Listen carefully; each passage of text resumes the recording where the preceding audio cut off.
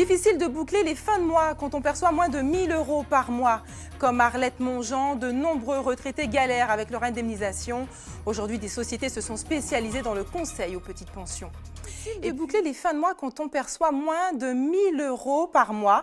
C'est le cas de milliers de retraités. Ils sont de plus en plus nombreux à se serrer la ceinture pour les aider à gérer leur maigre budget.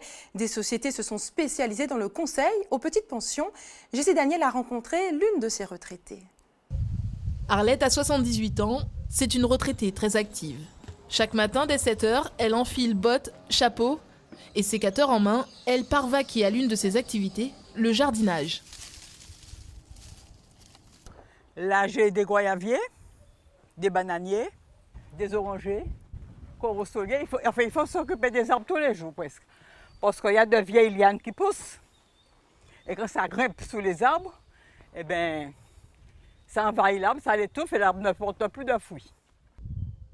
C'est un moyen de rester actif, oui. Et puis ça me sert de divertissement, voilà. Mais également à se nourrir à moindre coût. C'est pourquoi ce demi-hectare de terrain, elle le chouchoute seule chaque jour. Car à la retraite depuis 20 ans, cette ancienne employée de bureau a dû faire face à un budget serré. Elle vit avec moins de 1 000 € par mois et a dû adapter ses dépenses. Financièrement, je ne vous ne cache pas qu'il faut savoir gérer. Justement, là, je suis dans mes factures. Chaque fois que je reçois mon relevé, la première chose que je fais l'opération de tout ce que je dois payer.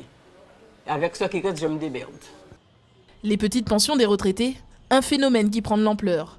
Des sociétés en ont fait un business et se sont spécialisées dans le conseil financier. Comment gérer ou économiser lorsque l'on bascule de la vie active à une vie de retraité, faire ses courses le ventre plein, planter ou encore utiliser des bons d'achat, des petites astuces qui permettent de faire quelques économies. C'est ça qui m'intéresse, c'est de savoir qu'il y a des endroits qu'on peut s'adresser pour résoudre les problèmes que nous avons.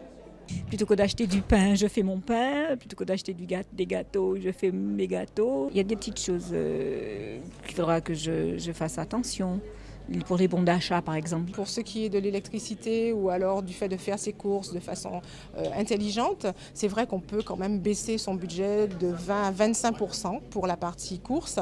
Et après, pour la partie consommation électrique, si vraiment on observe tous les petits trucs qu'on a donnés là, ça peut chiffrer parfois, aller quand même dans des proportions plus importantes que ça. Hein. Ça peut même aller jusqu'à 30%.